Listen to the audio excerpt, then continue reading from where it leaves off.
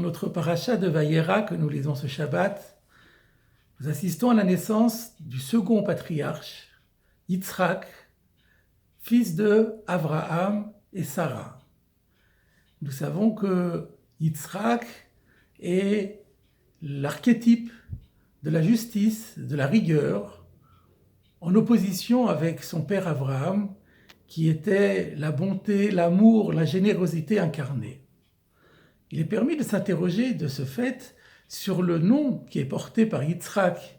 Yitzhak signifie la gaieté, le rire, la joie, la rigueur et la gaieté ne sont-elles pas des valeurs antinomiques ?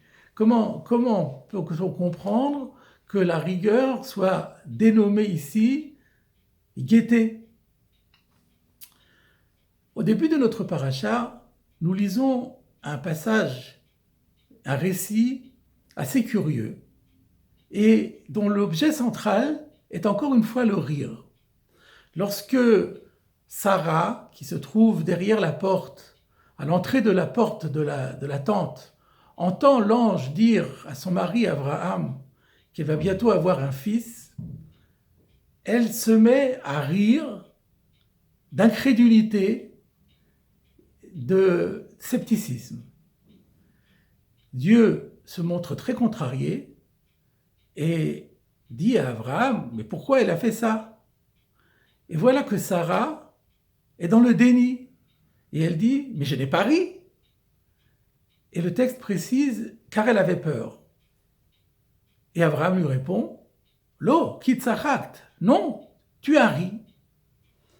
Le Ramban et d'autres commentateurs s'étonnent comment Sarah, cette prophétesse, cette tzadékette, cette juste, a-t-elle pu se permettre de mentir face à l'assertion de Akadosh Baruch Hu en personne ?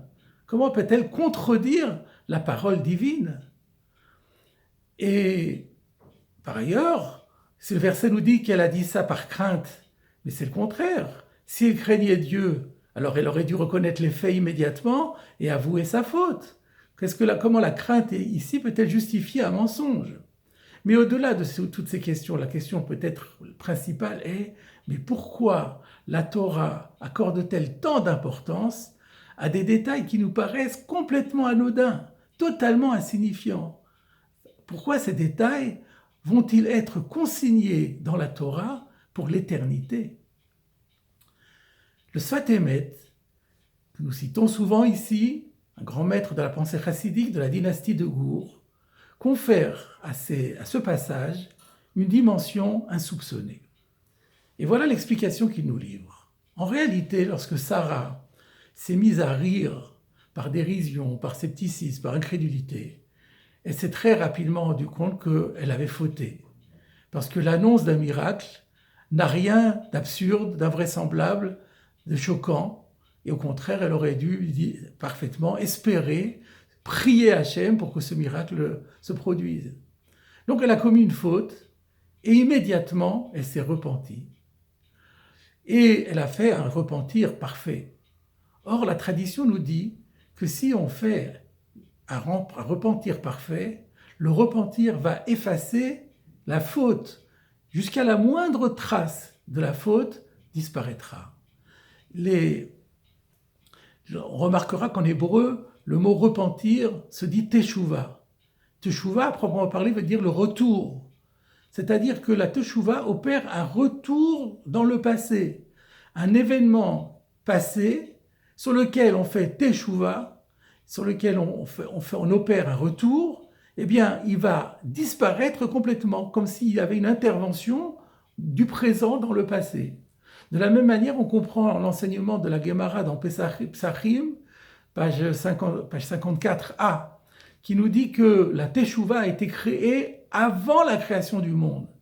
Pourquoi ? Pour nous dire que la Teshuvah est au-dessus du temps, au-dessus de l'irréversibilité des événements qui traversent le temps. La Teshuvah a la capacité d'avoir des effets rétroactifs, et la Teshuvah du présent va effacer le passé et la faute passée. Et alors nous comprenons pourquoi Sarah dit à Avraham Avinu, je n'ai pas ri. C'est vrai que j'avais ri, mais j'ai fait teshuva. La teshuva a effacé ce rire. Le rire n'existe plus. Mais la Torah prend le soin d'ajouter ki yarea, car elle avait peur. Cela veut dire, il y a un texte dans Yoma, dans ce traité du Talmud qui est consacré au jour de Kippour, page 86b. Il est dit qu'il y a deux catégories de teshuva, c'est-à-dire deux moteurs différents qui peuvent pousser au repentir. Il y a le repentir inspiré par la crainte d'Hachem.